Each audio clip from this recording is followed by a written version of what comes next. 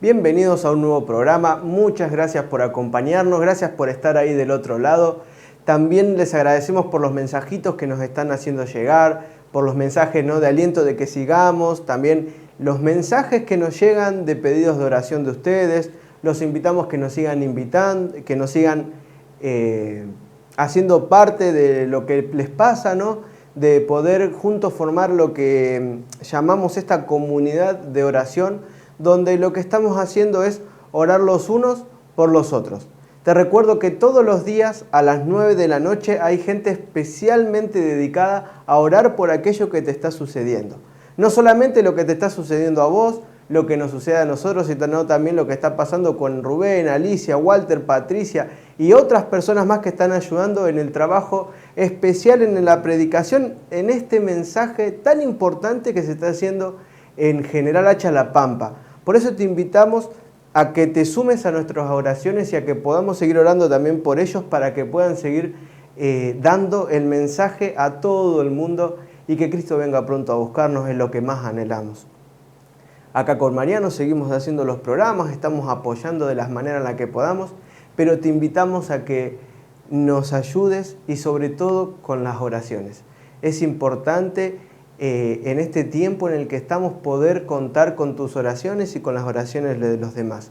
Hay un mensaje que llevar a cabo, hay un objetivo, hay una misión que cumplir, pero solos no podemos. Cuanto más seamos va a ser mejor porque va a ser más rápido.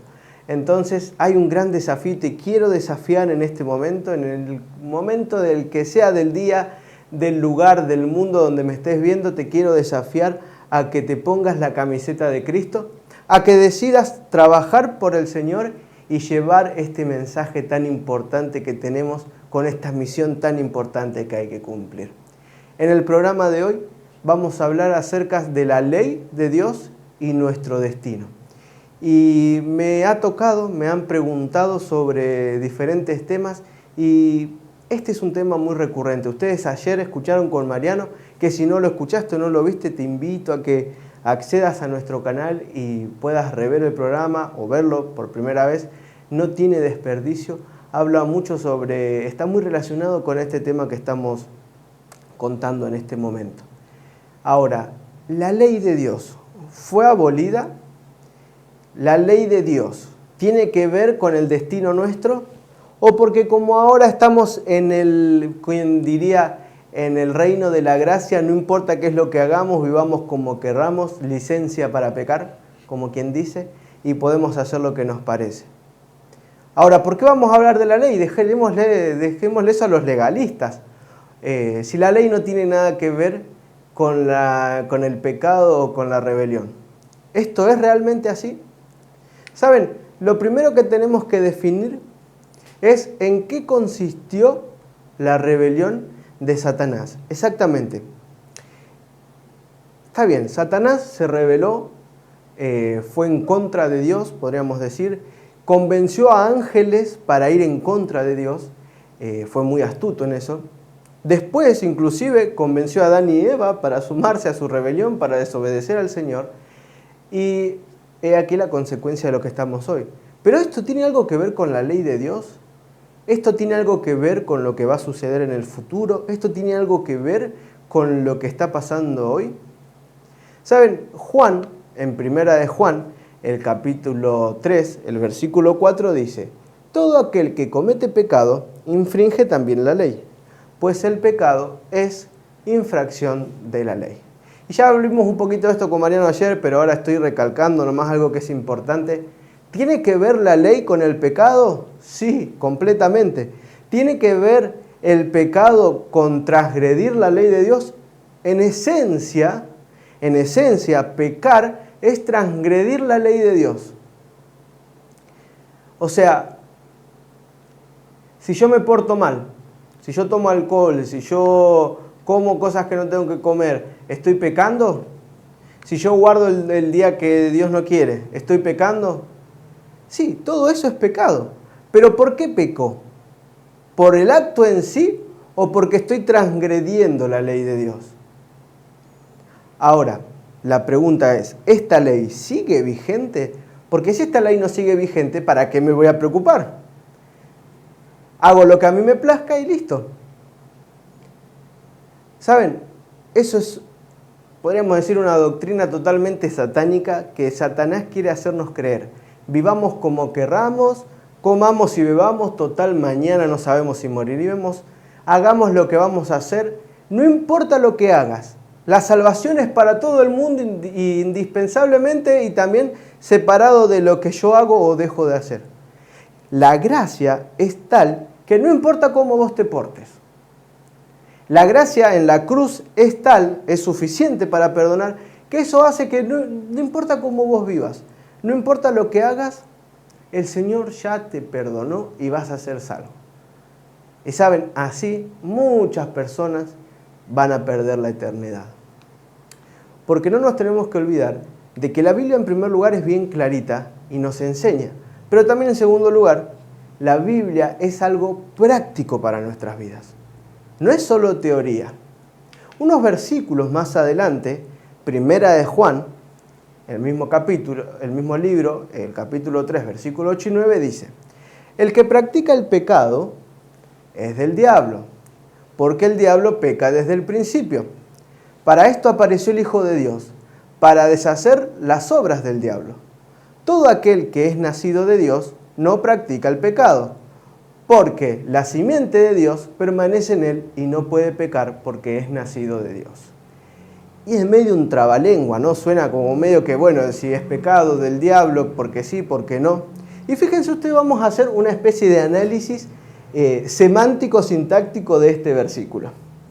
El que practica el pecado, o sea, aquel que vive cometiendo pecado. ¿Y cuál es el pecado? ¿Portarnos mal? No, el pecado no es el acto de portarnos mal, sino la transgresión de la ley. Así que todo aquel que desobedece a Dios, ¿a quién pertenece? Al diablo. ¿Por qué? Porque el diablo peca desde el principio. Es decir, el pecado existe porque hay una transgresión de la ley. Y si el diablo peca desde el principio, esto es lo mismo que decir que el diablo transgredió la ley desde el principio. ¿Se entiende? Si nosotros hoy transgredimos la ley, fue porque esto comenzó un milenio, miles de años atrás, en el cielo, con Satanás transgrediendo la ley. Ahora, la ley está en el centro, diríamos, de todo el gran conflicto que hay. Si Dios hubiese sido malo, se hubiese quedado de brazos cruzados y nos hubiese dicho, bueno, manéjense, yo no tengo nada que ver. Yo los advertí, yo te advertí, Adán, te advertí, Eva, pero ustedes decidieron desobedecerme. Así que ahora es cosa de ustedes, a mí ni me dirijan la palabra. Pero saben, en medio de toda esta confusión, en medio de todo este caos, en medio de todo este lío, aparece alguien en escena. ¿Que quién es? Según el versículo, el Hijo de Dios, para deshacer las obras del diablo. Ahora, ¿qué es lo que viene a deshacer el Señor? Si lo que hace el pecado y lo que hizo Satanás fue transgredir la ley, el Señor, el Hijo de Dios, Jesucristo, nos vino a enseñar que uno puede vivir una vida de obediencia. Porque todo aquel que es nacido de Dios no practica el pecado. Fíjense qué interesante, qué importante entender esto. Entonces, si hablamos de que el pecado es la transgresión de la ley, hablamos de que Satanás fue el primero, que después se trasladó hacia nosotros, ¿no hay más solución? No. Sino que alguien vino a darnos solución a aquello que estaba perdido. Aquello que no tenía más solución, que no era imposible arreglar, el Señor lo vino a arreglar. Y en Colosenses 2:15, dice: despojando a los principados y a las potestades, los exhibió públicamente, triunfando sobre ellos en la cruz. ¿Despojando a quién? A los principados y a las potestades. ¿De dónde? No solo de la tierra, del universo.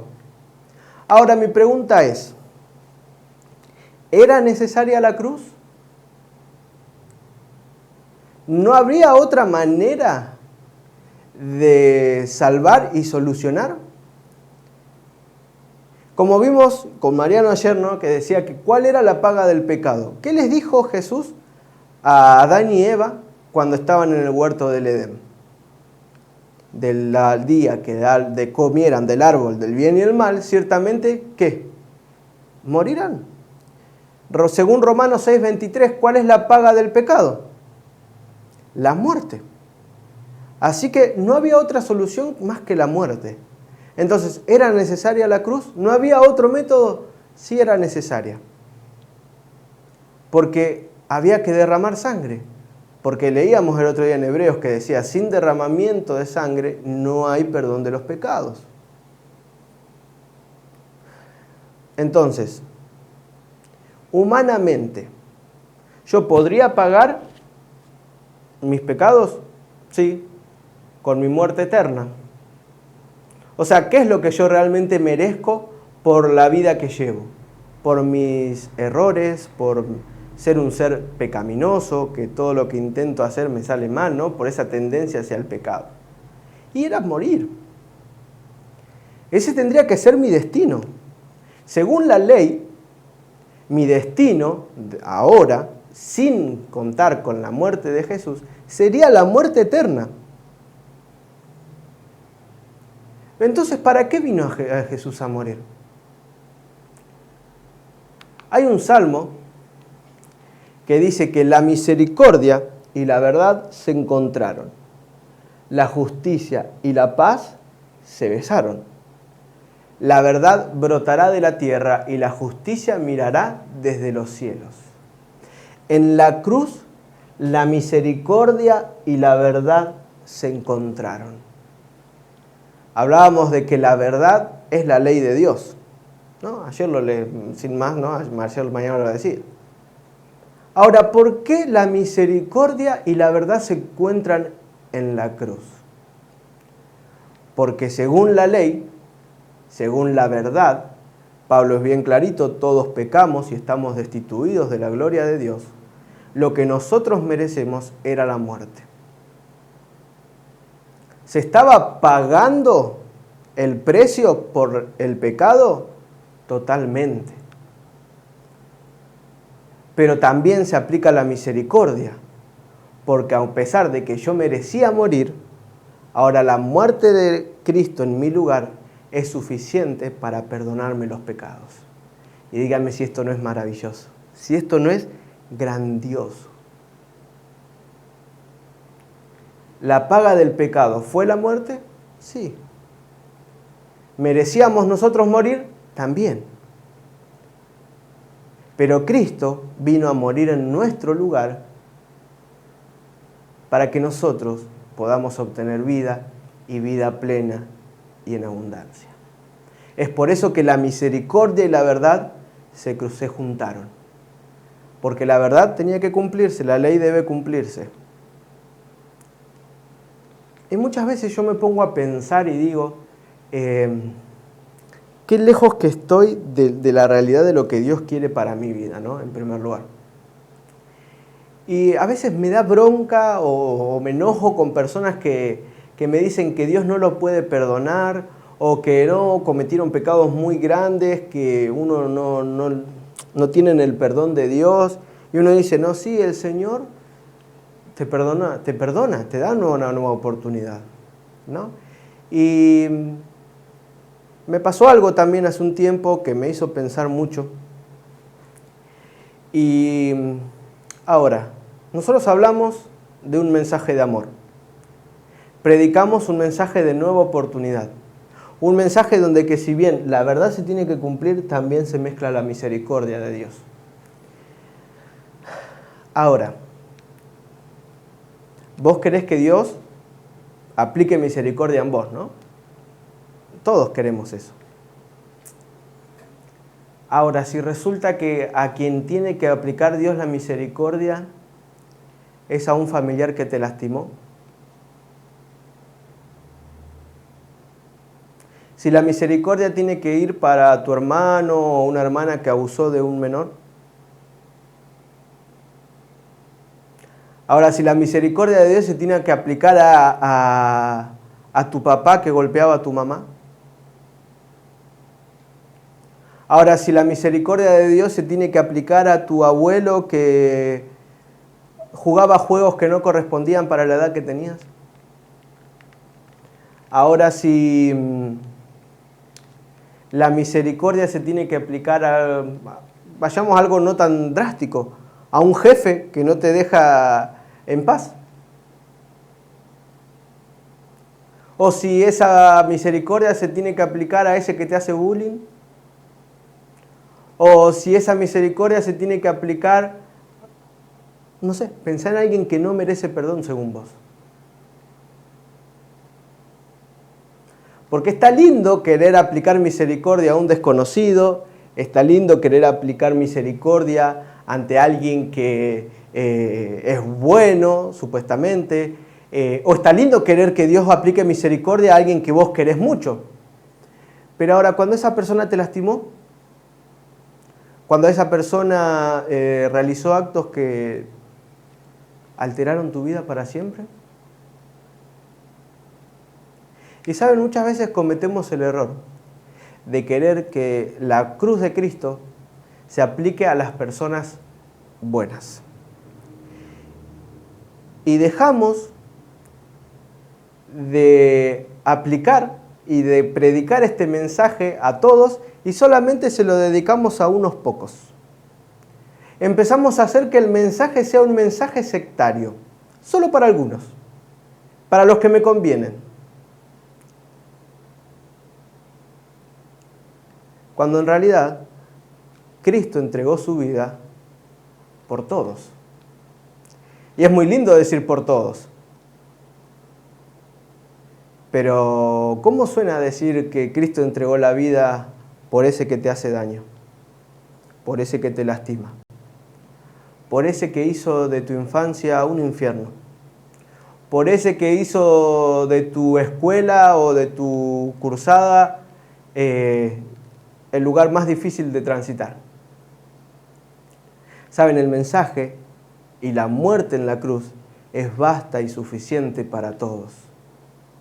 Y cuando Dios nos habla acerca de predicar el mensaje a todos, es a todos.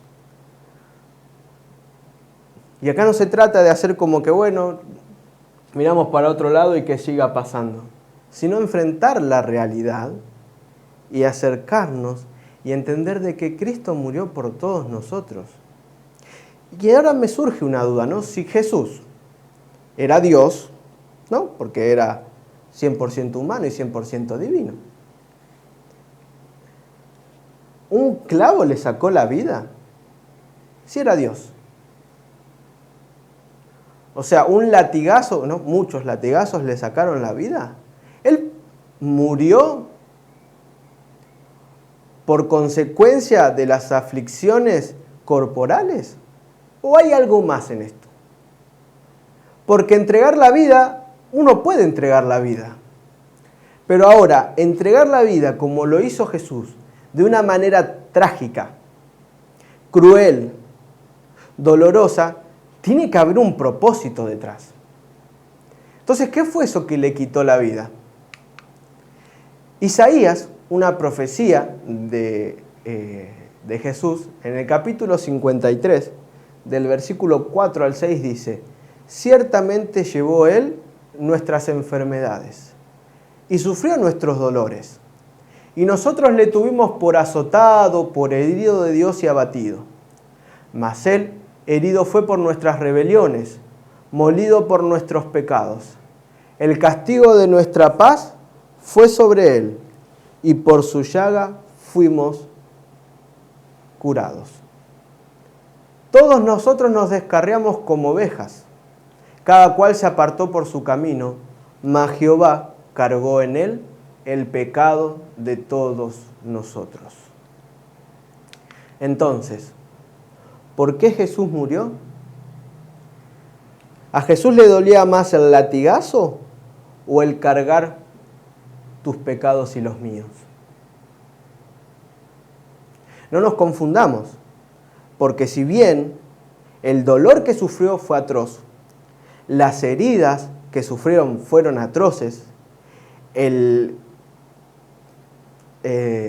escarnio que sufrió fue tal, ¿sí? Su cuerpo fue de tal manera castigado, ¿sí? Que no sé si algún humano lo podría resistir.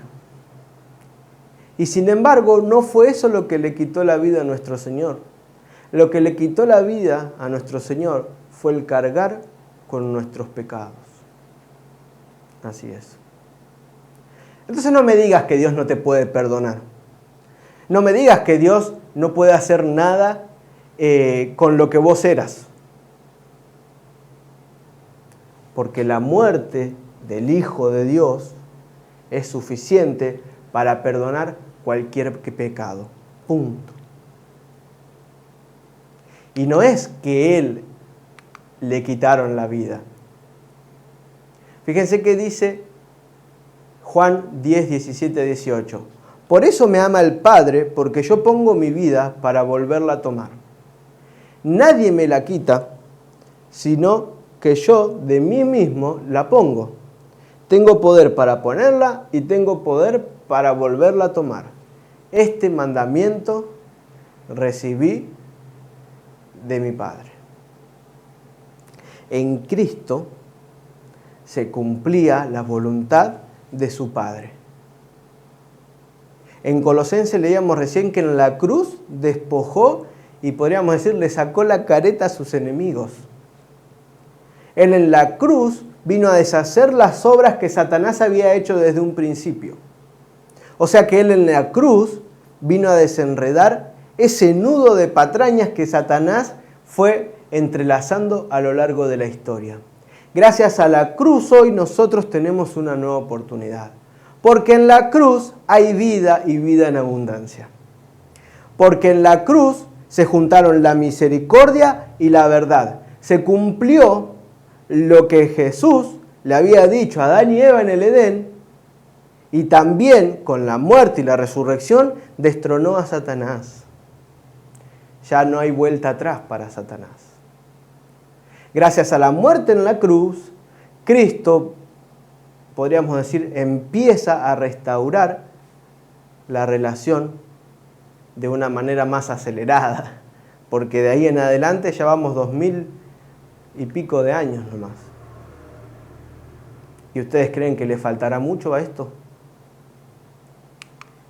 Y Mateo 27, del 50 al 53 dice: Mas Jesús, habiendo otra vez clamado a gran voz, entregó el Espíritu.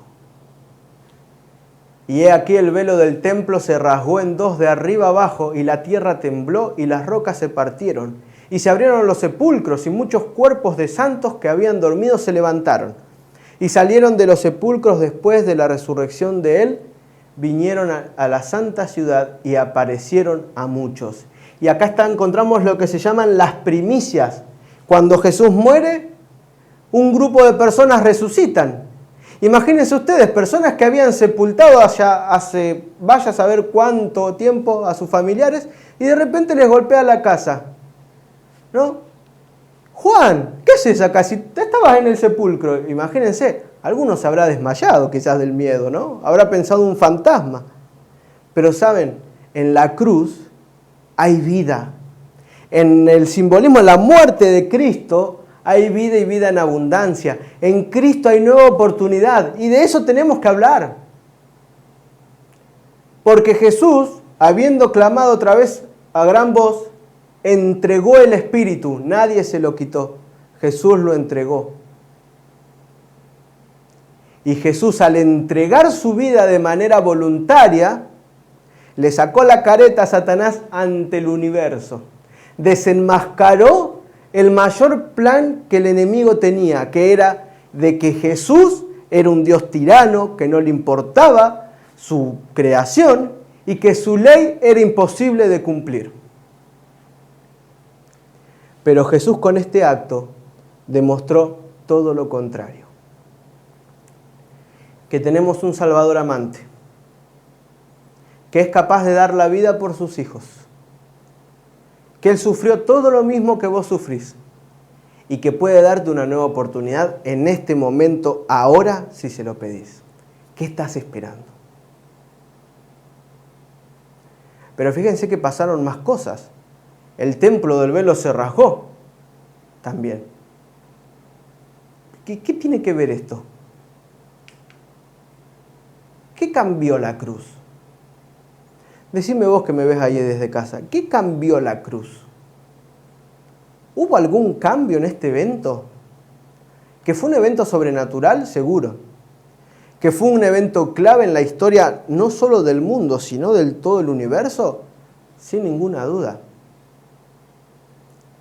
Pero ¿qué más cambió? Muchos dicen que, por ejemplo, al estar la muerte en la cruz, lo que hizo fue invalidar la ley. ¿Cómo puede ser? O sea, me estás queriendo decir que el mismo Dios que aproximadamente 3000 años atrás se tomó la molestia de llamar a Moisés, hacerlo subir al monte Sinaí y con su propio dedo escribir las tablas, se va a arrepentir de lo que escribió y 3000 años después va a decir, bueno, hasta acá llegamos con esto, vamos a hacer un cambio.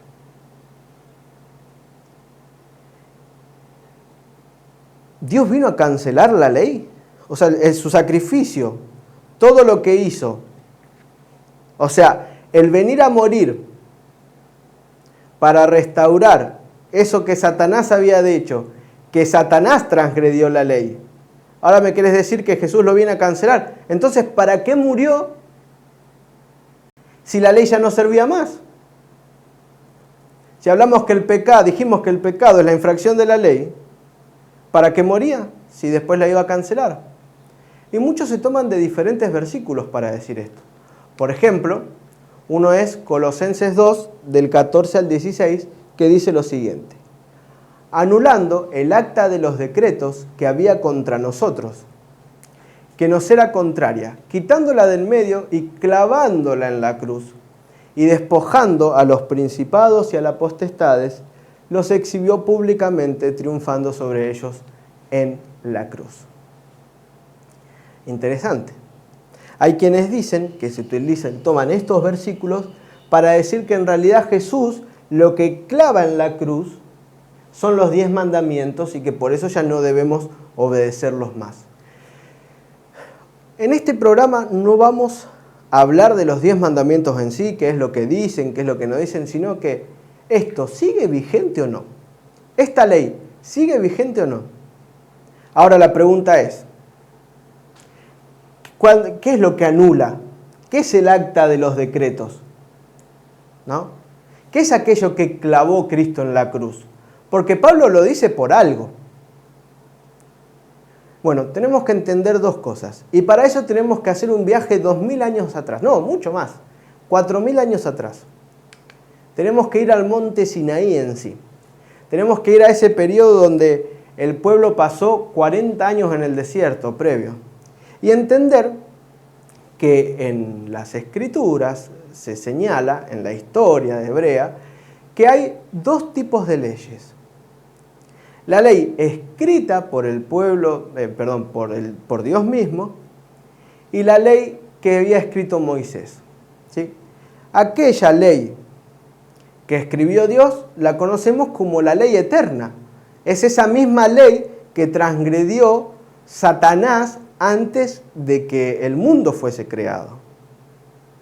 Y la otra ley que tenemos, que es la ley ritual o la ley ceremonial, es aquella que Dios le dio a Moisés en el desierto y que Moisés escribió con sus propios dedos. Quiere decir que en la ley eterna lo que encontramos es el decálogo, más la palabra de Dios, ¿no? Y en la ley ritual es lo que encontramos en el Pentateuco, generalmente está. Y más, si quieren ustedes ir más al detalle, vamos a ir a Levíticos, Números y Deuteronomios, en esos 3 libros. ¿Sí? Ahí vamos a encontrar más lo que era la ley ritual o la ley ceremonial, que como la palabra lo dice, es una ley ritual o ceremonial. ¿Qué era la ley ritual o la ley ceremonial? Imagínense ustedes haber estado presos muchos años, ¿no? Es difícil. Uno va a la cárcel, está privado de la libertad, no puede comer al horario que quiere, no puede dormir en el horario que quiere, no tiene una cama cómoda para dormir, está privado de su libertad, así que no puede ir y venir como quisiera. Es difícil vivir así, ¿no? O sea, ¿cuánta de la voluntad propia uno puede ejercer siendo preso? Muy poca, ¿no? Ahora vamos a ir un escaloncito más abajo. Imagínense ustedes ser esclavos. Éramos personas libres y de repente somos capturados como esclavos. Perdemos nuestra facultad de elegir, perdemos nuestra capacidad de decidir, no sabemos para dónde ir, ya no somos dueños de nuestras propias acciones. Entonces va a haber un conflicto, ¿no?, con nuestro amo. Ahora imagínense ustedes si hubiesen nacido siendo esclavos. ¿Cuánto de su mente estaría activada para razonar? ¿Cuánta de nuestra mente estaría habilitada para tomar decisiones correctas? Si nacimos en pecado, en esclavitud, perdón. Y no estoy hablando de la esclavitud del pecado, estoy hablando de esclavitud literal. Bueno, esto sucedió con el pueblo de Israel. Un pueblo que había recibido la promesa desde Abraham de ser potencia mundial, ahora había estado cautivo en Egipto durante mucho tiempo. Y ya se habían olvidado de cómo adorar a su Dios, se habían olvidado de todo. Y ahora el Señor tenía que instruir al pueblo, ¿sí?, de nuevo de cómo era la verdadera adoración a Dios. Tenía que mostrarle al pueblo cómo tratar, por ejemplo, con ciertas enfermedades, sobre todo en un desierto tan, podríamos decir, tempestuoso, ¿no? Un desierto tan difícil de transitar. Ellos no estuvieron 40 años en una pradera con agua, ¿no?, sino en un desierto con viento, frío de noche, calor de día, alimañas del desierto. No habrá sido fácil. Entonces, ¿qué hacemos cuando vamos al baño con las heces? ¿Cómo las tratamos? Si hay lepra, ¿qué hacemos con la lepra? Si, por ejemplo, una mujer está, como hoy decimos, en sus días, ¿qué hacemos con la mujer? Si no tengo la suficiente plata para llevar un ternero, ¿qué llevo al santuario? ¿Qué era un santuario? Un sacerdote, ¿qué tenía que hacer en un santuario? ¿Ponerse la ropa y hacer qué? ¿Cómo se hacía un ritual? ¿Qué elementos tenía que usar para un ritual? Y de esto se encargaba lo que algunos llaman como la ley mosaica, o la ley ritual, o la ley ceremonial. Eran estas leyes que Dios les había dado al pueblo que mantenían un orden, ¿sí?, en las actividades que hacían, tanto en su purificación como también en los rituales que se encontraban en el santuario. Recuerden que hicieron un santuario, eso ya lo estudiamos, ¿no? Ahora, fíjense qué interesante, porque ahí dice que nadie nos juzgue en sus sábados o en cosas así. Fíjense esta ley ritual. ¿Dónde estaba?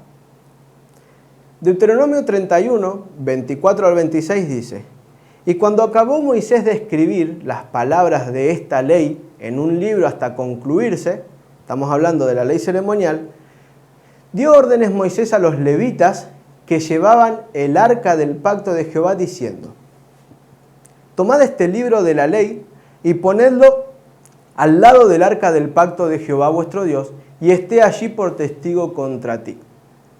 Entonces, nomás haciendo un poquito de memoria. Nosotros en el desierto teníamos el santuario, nosotros no, el pueblo de Israel, había hecho un santuario donde tenía un atrio, dentro del atrio estaba el lugar santo, y dentro del lugar santo estaba el lugar santísimo. Esto ya se los explicó Mariano, así que vamos a pasar medio por arriba. En el atrio estaba el lavacro, donde se lavaban las manos, y también el altar donde se hacían los sacrificios. En el lugar santo encontramos el candelabro, el altar del incienso y la mesa de los panes, y en el lugar santísimo encontrabas el arca del pacto. Ahora, ¿dónde dijo Moisés a los levitas que pusieran ese rollo, esa tabla de la ley, o sea, esa ley escrita, junto al arca en el lugar santísimo? Entonces podríamos decir ahora que en el lugar santísimo estaba el arca del pacto. Dentro del arca del pacto, como ya estudiamos y ya saben ustedes, teníamos el maná, la vara de Aarón que reverdeció, la tabla del pacto, que estos son los 10 mandamientos, y junto estaba el acta de la ley ceremonial o la ley ritual. Exactamente. Entonces, ¿dónde estaba esta ley? Junto al arca del pacto. ¿Y por qué estaba ahí? Porque era para que se recuerde lo que Dios había enseñado. No estaba dentro acá junto con el arca. Entonces podríamos decir que en el lugar santísimo teníamos dos tipos de tablas, dos tipos de leyes.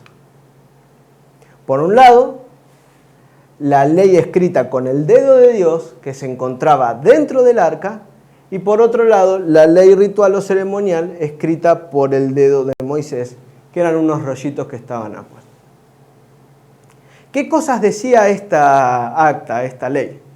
Bueno, por ejemplo, en Levítico 23, del 12 a 14, dice: el día que ofrezcáis la gavilla, ofreceréis un cordero de un año sin defecto en holocausto a Jehová. Su ofrenda será 2 décimas de efa de flor de harina amasada con aceite, ofrenda encendida a Jehová en olor gratísimo, y su libación será de vino, la 4ª parte de un hin. No comeréis pan, ni grano tostado, ni espiga fresca, hasta ese mismo día, hasta que hayáis ofrecido la ofrenda a vuestro Dios. Estatuto perpetuo es por vuestras edades, en donde quiera que habitéis. ¿Esto nosotros hoy lo hacemos? No. Esto hoy nosotros no lo hacemos. Esto lo hacía el pueblo hebreo. Es más, no sé si el pueblo hebreo hace estas cosas todavía. Entonces, ¿por qué dice ahí que es estatuto perpetuo? Y porque las cosas fueron diferentes a como habían sido profetizadas, como ya estudiamos, ¿no? Ahora, el Señor tenía que escribir al pueblo en un lugar cómo poder hacer. Porque imagínense ustedes, le decían a Moisés, ¿no? Bueno, Moisés, tú sabes todo esto ahora y tienes que enseñarle al pueblo. Perfecto. Se moría Moisés, y ¿qué pasaba con todo ese conocimiento? Se perdía. ¿Se entiende por qué Dios le muestra a Moisés y le dice que lo escriba? Por ejemplo, en Levítico, el mismo capítulo, dice: y habló Jehová a Moisés diciendo: habla a los hijos de Israel y diles: en el mes 7º, al 1 del mes, tendréis día de reposo, una conmemoración al son de la trompeta y la santa convocación. Ningún trabajo de siervo haréis, y ofreceréis ofrenda encendida a Jehová. Fíjense que ahora le estaba hablando de otra cosa, un día de reposo. Ahora, ¿era sábado este día de reposo? No, el día que estamos hablando acá, ustedes después pueden ir a estudiar, es el día de la expiación, ¿sí? Era considerado un día de reposo, así como también había otras fiestas ceremoniales que se llamaban días de reposo. Cuando hablaban del día de reposo, el pueblo judío no exclusivamente no iba hacia un día en particular, sino hasta esas fiestas también. Por ejemplo, tenemos fiesta de los tabernáculos, de las trompetas, de la cosecha, el Yom Kippur, y así podríamos hablar de muchas más.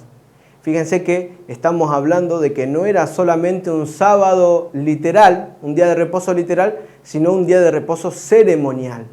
No era sábado literal. Ahora, ¿qué pasaba si este día caía en sábado? Bueno, doble bendición. Y si no caía en sábado, bueno, tenían que hacer que este día sea como un sábado, un día de reposo. Este título tenía. Entonces, el mismo capítulo 23, versículos del 26 al 28, dice: también habló Jehová a Moisés diciendo: a los 10 días de este mes séptimo será el día de la expiación. Tendréis santa convocación y afligiréis vuestras almas y ofreceréis ofrenda encendida a Jehová. Ningún trabajo haréis este día, porque es día de expiación para reconciliaros delante de Jehová vuestro Dios. Había una ley ceremonial de tal manera que el pueblo judío le llevó más la importancia a estas otras leyes que a la esencia de la ley. Porque si bien, por ejemplo, se hablaba de qué harina sí, qué harina no, cuánta porción, cuánto más, cuánto menos, qué día, cuánto tiempo, todo eso era alusión para poder adorar correctamente, ¿qué cosa? La ley eterna. Exactamente, la ley eterna. O sea, toda esta serie de eventos que había en el pueblo judío, estas fiestas ceremoniales, estos sábados ceremoniales, estas comidas ceremoniales, se hacían con un propósito: recordar la verdadera ley de Dios. Esto era sombra de lo que representaba la verdadera ley en esencia. Pero sin embargo, el pueblo judío utilizó todas estas leyes ceremoniales y las terminó convirtiendo en un fin en sí mismo. Los fariseos. A los fariseos les encantaba cumplir más la ley ceremonial que la esencia de la ley. A un fariseo le importaba más ver cuántos pasos caminás, si hace fuego o no hace fuego, cuánto esfuerzo haces, cuánto das, cuánto no, que si estábamos cumpliendo en esencia la ley eterna que Dios le dio a Moisés en el Sinaí. ¿Se entiende? En Deuteronomio dice el capítulo 10, versículos 4 y 5. Escribió en las tablas conforme a la primera escritura los 10 mandamientos que Jehová os había hablado en el monte de en medio del fuego el día de la asamblea. Y me las dio Jehová, y volví, descendí del monte y puse las tablas en el arca que había hecho, y allí están como Jehová me mandó. Las tablas del pacto eterno están en ese lugar. El arca está perdida por algún lugar, no sabemos dónde está. Está en la tierra, pero no sabemos dónde está. Está escondida. Fue guardada un tiempo antes de la invasión de Babilonia a Jerusalén para protección. Y ahí está guardada, esperando ser revelada en algún momento. Así que el arca con la tabla está, y en algún momento va a salir. Y cuando salga esa tabla te vas a acordar de este programa que estás viendo. Y vas a entender que la ley de Dios es eterna. Y vas a entender que el pacto de Dios se mantiene. Y que aquello que no funciona más o que clavó en la cruz no es la ley eterna de Dios, sino esa ley ceremonial que acompañaba una serie de rituales judíos que ya no tienen más sentido porque se cumplieron todos ¿en quién? En Cristo Jesús. Esa es la ley que ya no rige más, esa ley ceremonial. Y a partir de la muerte de Cristo, se cumple un nuevo pacto ahora. Porque se termina el pacto de exclusividad con Israel y ahora se abre a un pacto universal. Lo que no quiere decir que ya los judíos no tienen más acceso a la salvación, sino que ya no está esa exclusividad que tenían desde un principio. Y Jeremías 31, del 31 al 33 dice: He aquí vienen días, dice Jehová, en los cuales haré nuevo pacto con la casa de Israel y con la casa de Judá. No como el pacto que hice con sus padres el día que tomé su mano para sacarlos de tierra de Egipto. Porque ellos invalidaron mi pacto, aunque yo fui un marido para ellos, dice Jehová.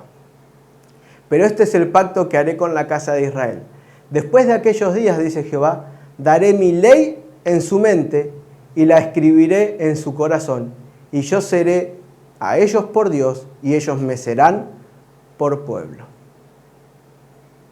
Es interesante. En otras palabras, el Señor lo que nos está queriendo decir es: no entendieron nada. Yo les di mi ley ceremonial para que entendieran que era la verdadera ley. Porque fíjense, en este nuevo pacto, ¿dice que no va a haber más ley? No, sino al contrario, quedará mi ley en su mente y en su corazón. ¿Saben? El Señor intentó al pueblo de Israel, a través de sus leyes ceremoniales, que entiendan que Dios quiere una relación personal con su pueblo. Dios quiere una relación no solamente personal con su pueblo, sino que entre su pueblo sean personas de bien. Personas que tengan un corazón dispuesto a servir al Señor, no personas con corazones de piedra. El Señor necesita un pueblo de personas que estén entregadas al servicio del Señor, entendiendo que obedecer la ley es fundamental en el plan de salvación. Para que Dios de esta manera pueda sacar ese corazón de piedra y poner uno de carne. El Señor quiere poner un corazón de carne en tu corazón, simbólicamente.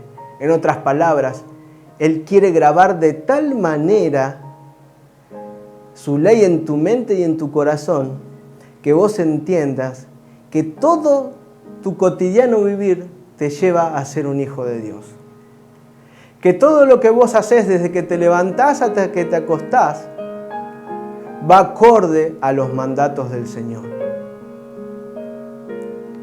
Todo aquello que eran rituales, ceremonias, que se cumplían en el santuario hebreo judío, simplemente era un simbolismo de lo que Cristo iba a hacer por nosotros en la cruz.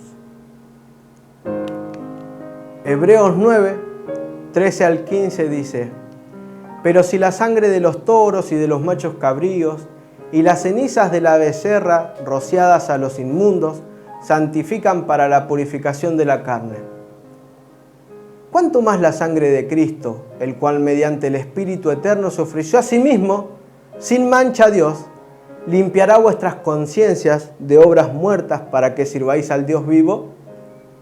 Así que, por eso es mediador de un nuevo pacto, para que interviniendo muerte para la remisión de las transgresiones que había bajo el primer pacto, los llamados reciban la promesa de la herencia eterna. Amén. ¿Se entiende? Cristo ahora es mediador de un nuevo pacto. Un pacto donde ya no es necesario derramar más sangre, porque el mayor sacrificio de amor fue hecho en aquella cruenta cruz. Cristo intervino por muerte para deshacer las obras del enemigo. Él interviene en la historia de la humanidad para que vos y yo hoy podamos tener una nueva oportunidad. Él decide no hacer caso omiso a lo que está pasando en la tierra y decide tomar un papel activo en el plan de salvación. ¿Y cuántas veces nosotros no queremos hacer nada por el Señor cuando el Señor hace todo por nosotros? El primer pacto es una sombra de lo que iba a suceder. Hace alusión a esas leyes ceremoniales que pasaban, que ya Cristo en la cruz las clavó, porque todo se cumplió en Él, dando su vida por vos y por mí.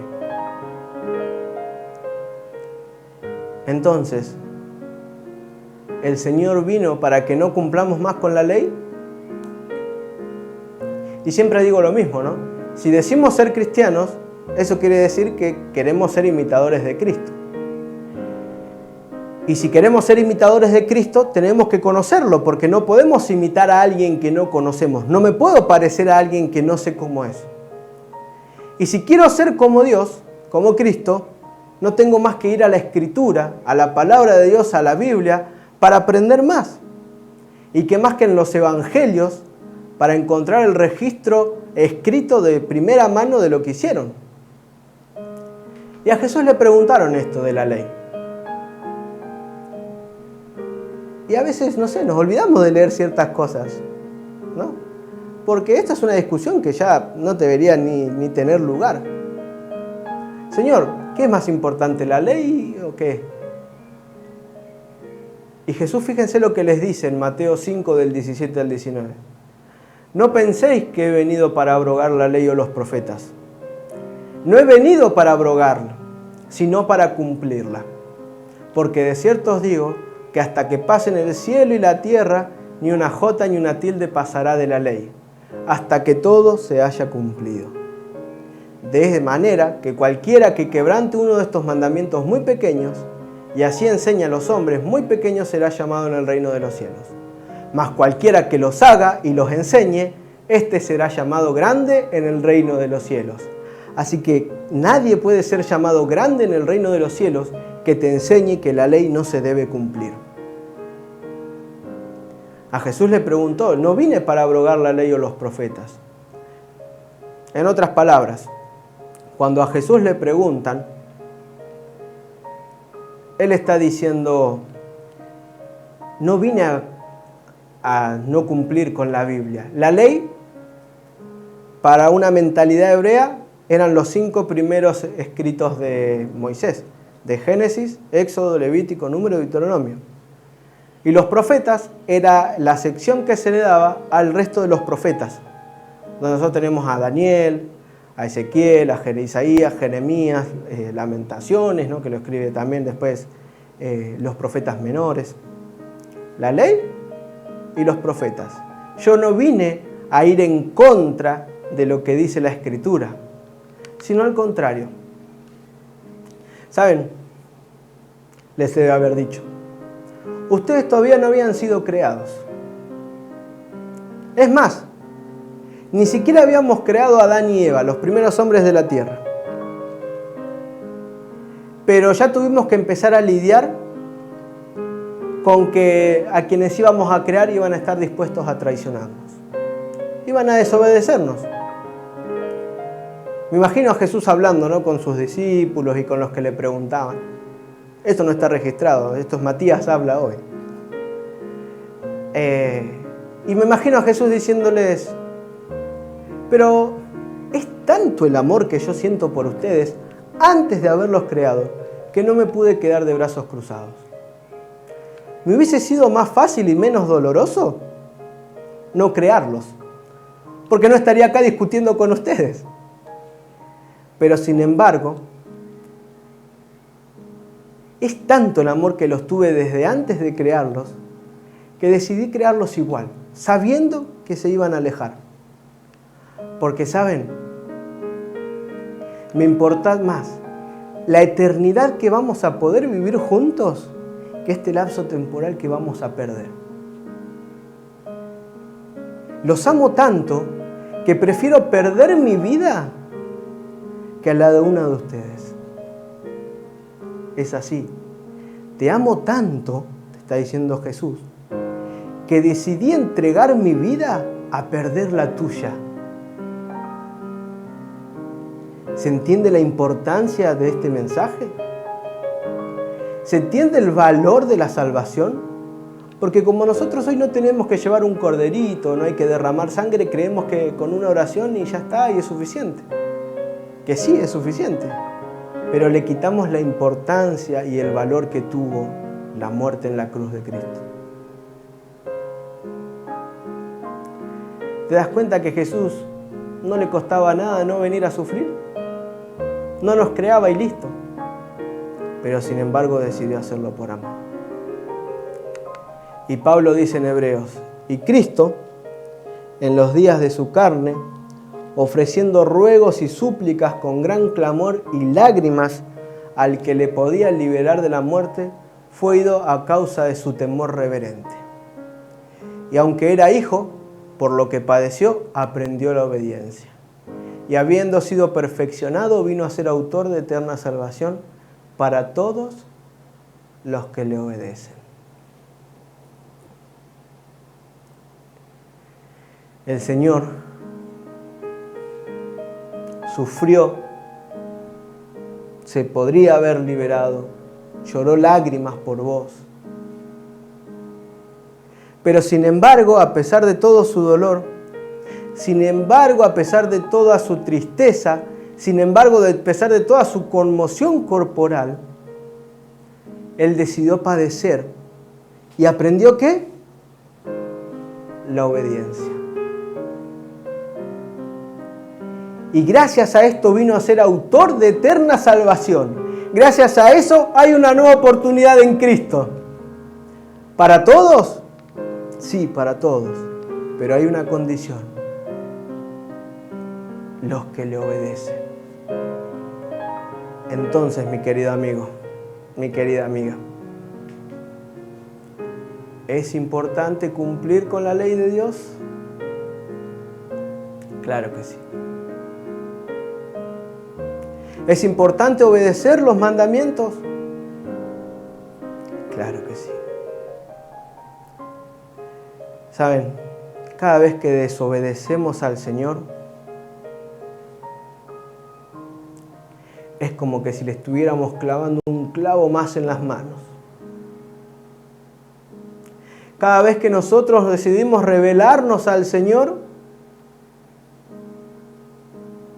es como si un latigazo más sufriera su espalda. Cada vez que decidimos rebelarnos al Señor porque sí, Él sufre la misma agonía. Porque Él no quiere perderte.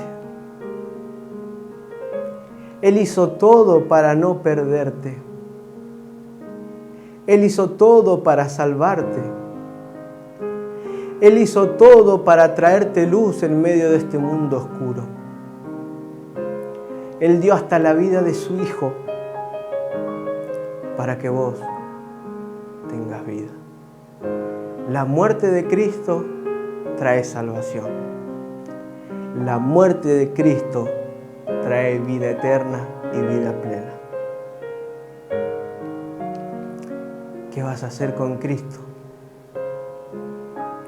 Él ya no está así. Él está en el cielo intercediendo por nosotros, como ya lo estudiamos muchas veces. Pero no te olvides. Él vino a deshacer las obras del enemigo, de Satanás.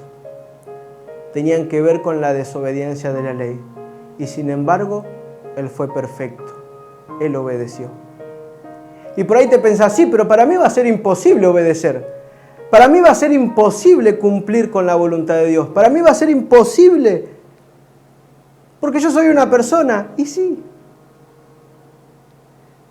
Pero no te olvides que en la cruz se juntó la verdad y la misericordia. En Cristo hay vida, hay verdad, hay obediencia, pero también hay gracia. Y Pablo dice así que donde abundó el pecado, sobreabundó la gracia. Así que la gracia no es una licencia para pecar.